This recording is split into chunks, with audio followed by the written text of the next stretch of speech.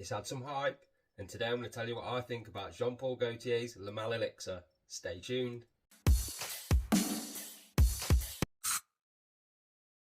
How's it going, YouTube? All good, I hope. My name's Grant. This is 2 + 2 = Fragrance. Welcome to the channel. If you enjoyed today's review, I'd really appreciate it if you could like, comment and subscribe to the channel if you've not already, and turn on your notifications so you'll be made aware of any future content. You can also follow me over on Instagram at 2 + 2 = Fragrance. Here's a quick look at the bottle for Jean-Paul Gaultier's Le Mal Elixir. Same shape as all the other Le Mal bottles, but this one's gold coloured. And you can actually see the juice level inside. Them stripes are transparent, although they're an amber colour. It's a really nice bottle, this one. Le Mal Elixir from Jean-Paul Gaultier was released this year, 2023. The perfumer is Quentin Biche, and it's a parfum concentration. It's available in 2 sizes. The 75ml at retail is going to cost you £74. And the 125ml at retail is going to cost you £101. Don't pay retail, get on the discounters. Like I always say, you're going to get it a little bit cheaper. So these are the fragrance notes for Le Mal Elixir. In the top, you've got mint and lavender. In the mid, you've got vanilla and benzoin. And in the base, you've got tonka bean, honey and tobacco. So I'll tell you what the main notes I'm picking up from this fragrance are. When you first spray this on, you get a lovely hit of benzoin. That's the main note in this fragrance for me. I've read other people's descriptions on this, watched a few reviews. Other people don't mention the benzoin as much as I'm going to, but straight off the top, you get hit with a blast of benzoin, mint and lavender. Now the mint is more prominent than the lavender, but the main note for me all the way through this fragrance is the benzoin. It's warm, it's sweet, it's resinous. It smells really nice in the opening as it does through the whole fragrance. As you move into the mid, the lavender starts to fade back a little bit, but the mint and the benzoin stay very prominent. The vanilla starts to kick in as well, just amping up that feel of the benzoin, which has got a vanilla kind of scent anyway. So the vanilla comes in as the lavender fades, and it mixes with that mint and the benzoin to give it a little bit extra sweetness. As you move into the base, the lavender disappears, to my nose, on my skin anyway. There's no more lavender by the time you get to the base of this fragrance. The benzoin is still the most prominent note. The mint starts to fade a little bit, but it remains. The vanilla amps up a little bit more. That sweetness amps up a little bit more with it. Then you have a little bit of honey and tobacco that starts to mix in as well. It's not a strong tobacco note. The honey's probably a little stronger than the tobacco, but the honey as well, I wouldn't say is that prominent. It's just there in the background, a little touch of honey and tobacco. The vanilla, the benzoin and the mint are the main 3 notes that you're going to get in the base of this fragrance.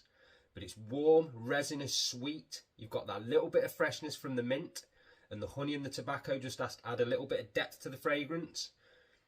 But this fragrance smells amazing. It's grown on me so much. I really liked it when I first got it, but the more I've wore it, the more and more it's grown on me, to the point it's up there with Le Parfum. I think I still slightly prefer Le Mal Le Parfum, but this one is a very close second. Like I say, the more I wear it, the more I like it.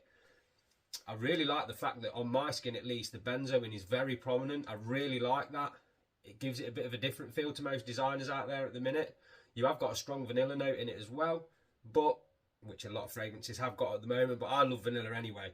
But yeah, fragrance smells amazing from start to finish. Let's take a look at the performance of Le Mal Elixir. I get really good performance with this one. 10+ hours longevity, no problem. For the first 2 to 2.5 hours, I get good projection.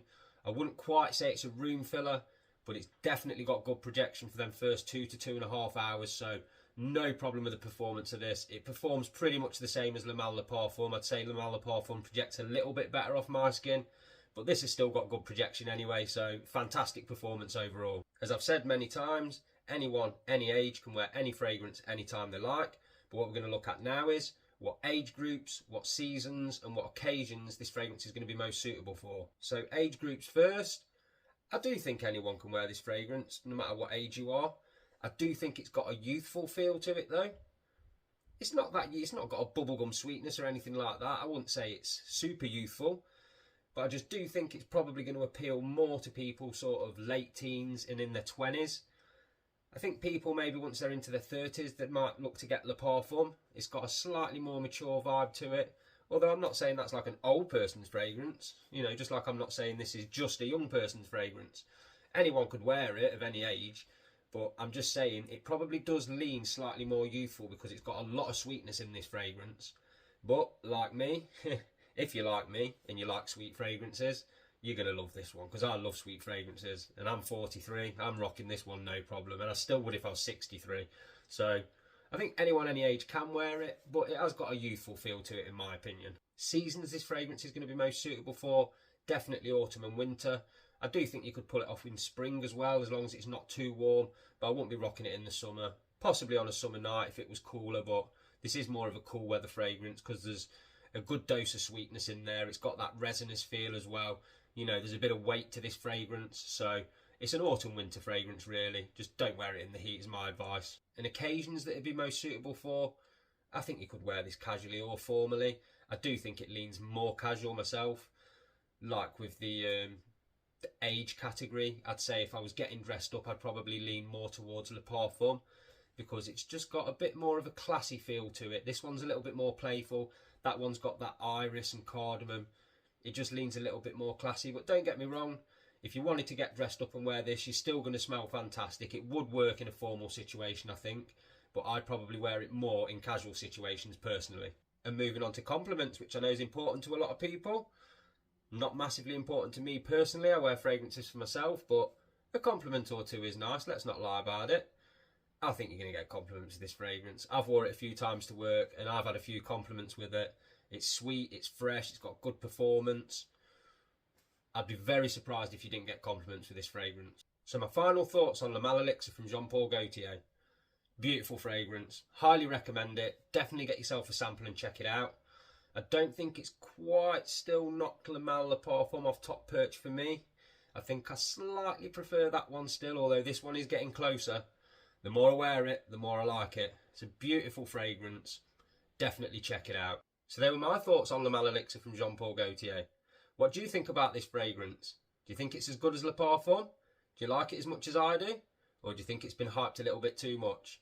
Make sure you let me know down in the comments and we'll get a conversation going. I love chatting to you guys and I'll always respond to your comments.